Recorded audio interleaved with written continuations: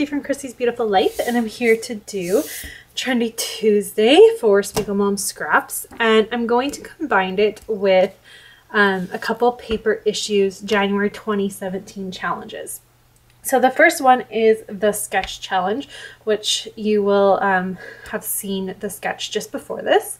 And the second part of it is, it's called Roll the Dice. So each month, one of the ladies from the paper issues design team rolls two dice with her her two adorable little boys, and it tells you how many photos you need to use and how long your title needs to be.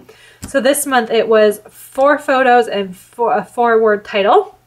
I have no idea what I'm going to do with my title, but I have this Instagram photo, which happens to be 4 photos, so that works really well. And they're just fun little ones. I was playing around with my son. This was taken in December of 2015, so 2 Decembers ago now. And it's just really fun and shows off his playful personality. And I really wanted to just document this little story. I am planning on using this stitched. I don't have a whole lot of it left. This is the 6x6 paper pad. It's pretty much down to scraps here, but I am determined to get through my stuff, right? Like my stash. So I'm going to dig through this and create my layout, hopefully mostly from all of this. I do tend to be one that grabs things to pull in. And then as for using my Spiegel Mom scrap stuff, this is my beautiful loud bag of goodies that I have from Spiegel Mom Scraps. And I'm not exactly sure what I'm going to dig into here, but you'll see that as I get myself put on fast forward. I also have a very nice collection of shimmerz products that I've gotten from the shop as well that maybe come into play in this as well. So let me get you on fast forward and we'll see what I can create with it. Okay, so here I go using the stitch from Amy Tan. I am going to back my photos with the gray and then pull in that black piece as well. It's really, really pretty. I am loving the way that this kind of all came together. I decided to focus this layout mostly being on a teal and bluish, teal color and yellow, excuse me, teal and blue are the same, and a yellow and a gray basis of color scheme with the white background. And I really love the way this turned out. So for the most part, this layout is going to be all about using my shimmerz products that I get in the shop at the Spiegel Mom Scrap Shop. I'm going to leave a comment in the description below to leave links to all of the products. And right now, Jody has some of the new shimmerz products in as well. So make sure to go check that out. And remember, at any time you can go and use my name. So you type in Christy15 and the promo code and you'll get 15% off your order. So go ahead and take advantage of that and get some really neat new colors to add to your own collection. It's really fun to add a little pop of color here and there thanks to paints and mists and stuff like that. So go check that out. All you can see me doing here is I took this piece of pattern paper. I remember this being such a popular piece when it was came out, and this of course is an older collection. I tend to do this, use older collections because I hoard them, and what I'm doing is following the sketch. I'm just trying to get there to be 2 borders here, kind of debating on how I want to go about it, and in the end what's going to happen is there's going to be yellow at the top and blue at the bottom. So that's what it's going to look like. I keep messing around how I'm going to do it. I'm trying to figure out what's going to be that bottom spot where in the sketch there's a big sheet of pattern paper. I'm trying to figure out what I want to do there.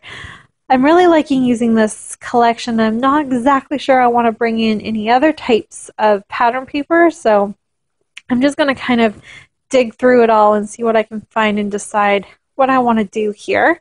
And you're going to see that what ends up happening is that I'm going to take a stencil that I own, that I love, and I use it a lot.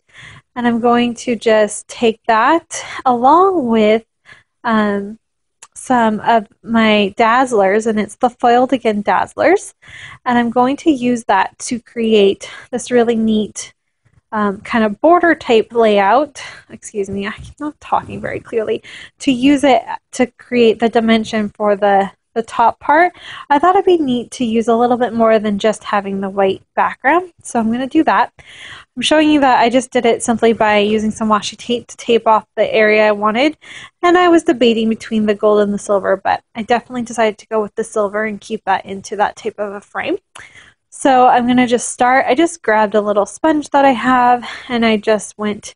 The only thing with this stencil is it's kind of one piece, so you really have to hold it tight, which ends up taking a little bit longer than, and it sometimes will leak through, so I just have to be a little bit careful.